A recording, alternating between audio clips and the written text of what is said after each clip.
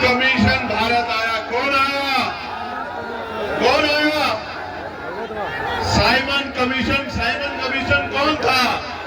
Simon commission एक commission था, एक कमेटी थी जो दलित पिछड़ों आदिवासियों के हालात जानने के लिए भारत आई।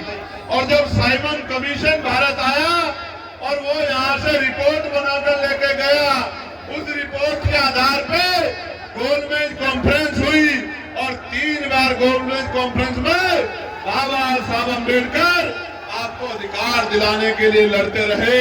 और बाबा साहब अम्बेडकर की सिफारिशों के कारण इस देश में कमजोर वर्गों को भी वोट का अधिकार मिला।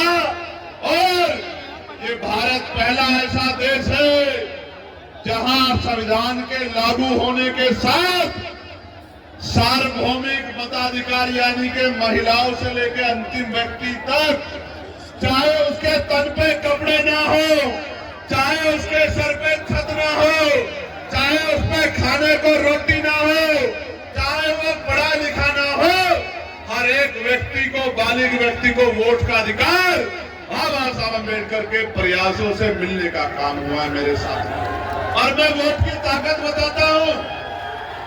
वोट की ताकत समझो। अगर ये वोट का अधिकार नहीं होता तो ये जो बड़े बड़े कुर्ते वाले, बड़ी बड़ी गाड़ियों वाले, बड़े बड़े धन्ना सेठ आपकी गलियों में आते हैं, चुनाव के समय आपके पैर पकड़ते हैं, आपके पैर छूते हैं, आपके घर का खाना खाते हैं, आपसे भाईचारा निभाते हैं, आपके घर में कुर्सियों पर बैठ के कहते हैं कि माँ मेरे सिर पे हाथ रख दो, चाची, भाभी, बुआ, ताई, दादी मेरे सर पे हाथ रख दो।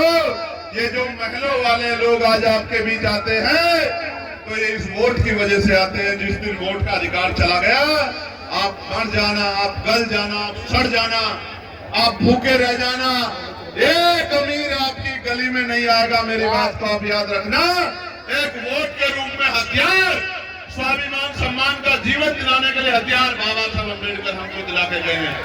इसलिए बाबा साहब ने किसी की जमीन नहीं छीनी, बाबा साहब ने किसी का घर नहीं छीना, बाबा साहब ने किसी के रुपए नहीं छीने।